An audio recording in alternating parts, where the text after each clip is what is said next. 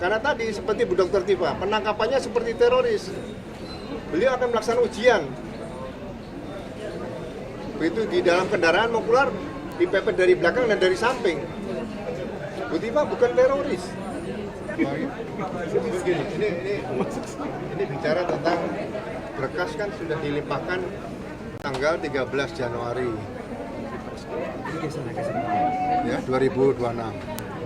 Berarti ini berkas perkara ini sudah melebihi ketentuan apa yang diatur di dalam hukum acara pidana maupun Pedoman Kejaksaan Agung nomor 1 tahun Pedoman Kejaksaan Republik Indonesia nomor 1 tahun 2026.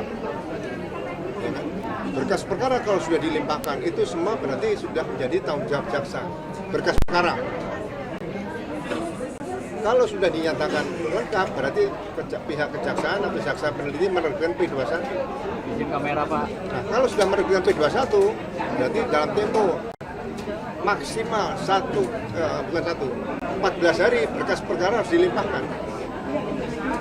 Tadi secara informal saya ketemu sama Pak Roy ya, di dalam dasar penangkapan tadi malam apa? Saya mendapat cerita sangat kecewa karena tata cara penangkapan yang pertama ya, itu bukan tata cara penangkapan yang biasa tapi luar biasa. Saya akan tidak ceritakan sampai bagaimana caranya masuk ke dalam rumah dan sebagainya, sampai memasuki kamar yang ada Bu Roy Suryo masih di dalam kamar seperti itu. Nah, saya tanya lagi, dasarnya apa Mas? Kok sampai ditangkap? Karena dikatakan mengulangi perbuatannya. Mengulangi perbuatan apa? Kalau berkas-berkas sudah dilimpahkan, berarti semua yang dilakukan oleh penyidik dalam rangka pemberkasan perkara tersebut harus berdasarkan petunjuk jaksa. Ada nggak petunjuk jaksa yang memerintahkan untuk menangkap dan menahan setelah berkas perkara dilimpahkan? Ini etika penegakan hukum loh ya, Mas Roy atau Bu Dr. Tifa, jangan dilakukan hal-hal yang kira-kira mungkin akan merugikan Bapak Ibu sendiri dengan mengulangi perbuatan. Ya kan dialog seperti itu kan harus dibangun. Kepolisian Republik Indonesia itu senjatanya bukan M16, bukan revolver, bukan pistol, tapi komunikasi. Jadi otak, mata, mulut, nurani polisi itu harus jadi satu. Seperti itu. Saya sangat kecewa dalam hal ini karena tadi seperti Bu Dr. Tifa, penangkapannya seperti teroris. Beliau akan melaksanakan ujian.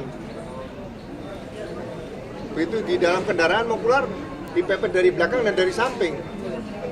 Bu Tifa bukan teroris, bukan pelaku kejahatan yang serius. Ya, dari awal tidak ditahan. Penahanan itu kan ada kewenangan yang diberikan kepada, bukan hak loh ya, kewenangan penyidik untuk dapat menahan berdasarkan pertimbangan-pertimbangan, tidak melarikan diri atau mempersulit penyidikan dan tidak mengulangi perbuatannya. Kalau itu peristiwa pembunuhan akan ditahan di awal pertama kali, bukan berkas mau dilimpahkan pada kejaksaan. Apakah bisa berkas perkara yang sudah dinyatakan lengkap kemudian disisipi dengan penahanan? Nggak bisa. Nanti hanya pelimpahan administrasi tanggung jawab tentang tersangka dan barang bukti seperti itu. Ya. Jadi setelah saya membaca situasi ini tadi semua, saya membaca lagi, cari informasi tentang bagaimana dulu ada petisi 50 di zaman Presiden Soeharto. Kemudian bagian Pak Hugeng sebagai mantan Kapolri bicara dengan hati nurani. Seorang mantan Kapolri yang memiliki integritas. Saya belajar dari Pak Hugeng. Saya belajar dari nurani selama saya bertugas di kepolisian. Jadi sekali lagi penyidik seharusnya bertindak secara profesional, proporsional, dan selalu menggunakan nurani. Nah kalau seperti sekarang ini mau dibawa ke mana? Ke Kramat Jati, ke rumah sakit. Biasanya dokter bisa didatangkan ke sini. Apa susahnya? Bukan kita tidak melarang, bukan kita mengatakan saya melarang, bukan ya. Tapi kan ada etika yang bisa diatur. Ya kebetulan keduanya ini sebagai peneliti. Jadi ini yang harus dihormati, hak-hak seseorang. Saya katakan saya tidak melarang, silakan. Tapi kalau misalnya mau dibawa kemana-kemana, tujuannya apa? Bisa didatangkan kok. Biasanya juga ada. Seorang tersangka akan ditahan pada saat tertangkap pertama kali, mau ditahan pertama kali, dokter didatangkan. Apakah setiap tersangka 500-an atau 400 atau 100 atau 50 dibawa atau semua 10, mau dibawa semua ke rumah sakit? Itu hal yang luar biasa. Ya, kecuali ada sakit yang memerlukan pemeriksaan laboratorium, ada penyakit dalam dan sebagainya. Silakan. Itu ada permintaan dari pihak keluarga atau penasihat hukum. Ya. Saya menyikapi situ. Jadi sekali lagi saya sekarang bicara dengan nurani saya.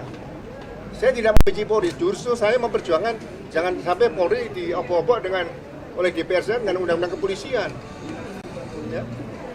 Saya bicara sama teman-teman di luar sini, tidak ada lagi pensiunan tamtama, pensiunan bintara di polisi. Semua tamtama bintara di polisi kalau pensiun pasti sudah jadi perwira. Itu yang harus diperjuangkan oleh undang-undang kepolisian, bukan pensiun 59 seperti itu contohnya. Jadi saya sebagai seorang purnawirawan, saya bukan berhenti berbakti pada kepolisian. Nah, saya tetap memperjuangkan Polri. Kalau saya kritik itu demi kebaikan Polri ke depan. Seperti itu. Bukan saya benci Polri. Kalau saya benci Polri, saya diamin aja polisi mau dibawa masuk jurang sama orang-orang politik, silakan. Tapi saya aman di sini, seperti itulah. Terima kasih. Ya, ada tambahan tadi ya. Di surat kuning, surat penangkapan, alasan disebutkan karena mau ada penyerahan tahap kedua. Tidak ada kata-kata bahwa mengulangi perbuatan dan lain sebagainya. Kalau kita bicara hukum itu apa yang tertulis. Kalau misalnya alasan penangkapan adalah penyerahan tahap kedua, kami sudah bilang, kami akan kooperatif. Kapanpun diundang untuk penyerahan tahap kedua, kita akan patuhi. Dan tidak ada indikasi apapun, niat apapun, kalau baik Mas Roy maupun Dr. Tifa mau melarikan diri, menghilangkan barang bukti. Mereka kooperatif kok. Mas Roy itu udah 30 kali wajib lapor, bayangkan. Dan mereka lakukan itu. Karena itu, kalau kita pakai nalar dan logika serta hati nurani sebagaimana dikatakan Pak Ugro tadi, tidak ada alasan untuk menangkap. Apa coba alasan untuk menangkap? Kecuali tadi ada indikasi untuk melarikan diri, ada indikasi menghilangkan barang bukti dan lain sebagainya dan lain sebagainya. Oke. Tambah satu lagi sedikit ya. Saya tadi secara informal tanya sama Mas Roy Suryo. Mas, biasanya orang yang akan ditangkap itu, siapapun dia yang ditangkap, itu diberikan penjelasan dulu alasan penangkapan, surat perintah penangkapan, administrasi penangkapan itu harus dilengkapi. Saya tanya, ada nggak P21 disampaikan? Mas Nis minta membaca. P21 sudah diterbitkan tanggal 30 April 2026. Menurut pedoman Kejaksaan Republik Indonesia bab 3, ya kan? Kalau nggak salah di angka 45. P21 segera dilemparkan kepada berkas perkara di pelimpahan tahap kedua sedang P21, waktunya hanya 14 hari. Ya. Ini mohon maaf kalau saya salah, itu nomor angka 43 atau 45 di situ sebutkan. Jadi begitu menerima P21, 12 hari harus segera dilimpahkan kepada kejaksaan. 14 hari. Maksimal. Kalau lebih dari itu, jaksa harus mengembalikan SPDP dan berkas perkara yang ada di jaksa kepada pihak penyidik. Itu saja. Ini secara eksplisit diatur dalam pedoman Kejaksaan Republik Indonesia nomor 1 tahun 2026 dan itu saya pertanggungjawabkan seperti itu. Oke. Ada lagi pertanyaan nggak? Negosiasi di dalam seperti apa untuk nanti? Ya, gini. Ini terus terang ya. Kami minta sama-sama kooperatif kita ya, dan juga teman-teman wartawan, teman-teman media. Kami tidak menutup akses informasi karena itu boleh ditanya apapun pertanyaannya kita jawab. Dan tadi kita negosiasikan, yang kami keberatan adalah mereka seolah-olah dipamerkan menggunakan rompi orange.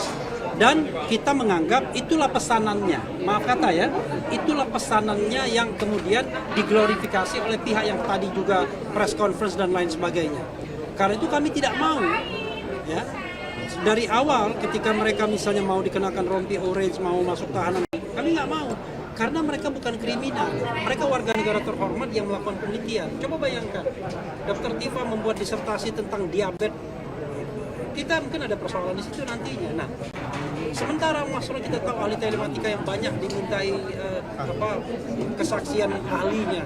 Karena itu, apakah layak mereka yang kemudian meneliti mengatakan bahwa ijazah seorang presiden, mantan presiden itu palsu karena keahlian mereka, tiba-tiba diperlakukan seperti ini. Nah, inilah yang kami berkeberatan. Tapi kalau ada proses hukum, kita ikuti kok proses hukum, ya, gitu ya.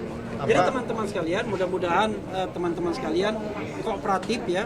Tolong, kami tidak ingin sekali kemudian tiba-tiba ada gambar Roy Suryo rompi orange di televisi dan lain sebagainya. Karena tolonglah kita sama-sama menolong. Coba bayangkan kalau saudara-saudara Anda, istri-istri Anda, suami-suami Anda, anak-anak Anda diperlakukan seperti ini, tentu kan kita rasanya bagaimana? untuk sesuatu yang kita masih perdebatkan apakah ini kejahatan, pelanggaran atau bukan. Kami mengatakan bukan. Ini adalah hak konstitusional kok untuk menyatakan pendapat baik secara lisan dan tulisan. Dan itu ada kadar ilmiahnya, bukan sekadar pendapat saja, tetapi ada hitung-hitungannya berdasarkan ilmu pengetahuan yang mereka miliki. Ada tambahan Pak? Ya, jadi sekali lagi saya kemarin saya bicara biasa sebagai pertemanan, tapi dengan peristiwa hari ini saya kembali membangun diri saya belajar dari mantan Kapolri Jenderal Polisi Purnawirawan Gugem. Ya. Beliau tidak menandatangani petisi 50 yang digagas waktu itu Jenderal Abdul Haris Nasution karena menolak dua fungsi ABRI. Ya. Beliau tetap berintegritas, tapi beliau tetap berteman baik dengan Jenderal Abdul Haris Nasution dan tetap menunjukkan integritasnya sebagai mantan Kapolri.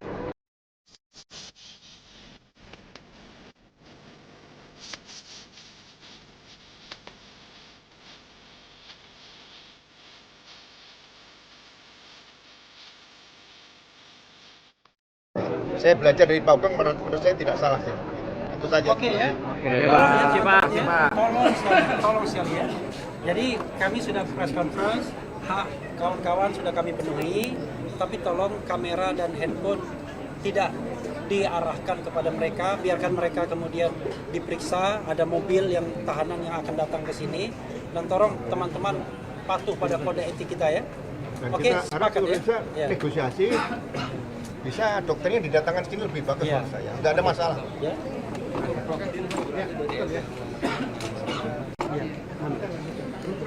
Ya, makasih ya kawan-kawan ya. Oke, teman-teman sekalian sini, kawan-kawan semua nih, kawan-kawan semua, halo. Ini ya.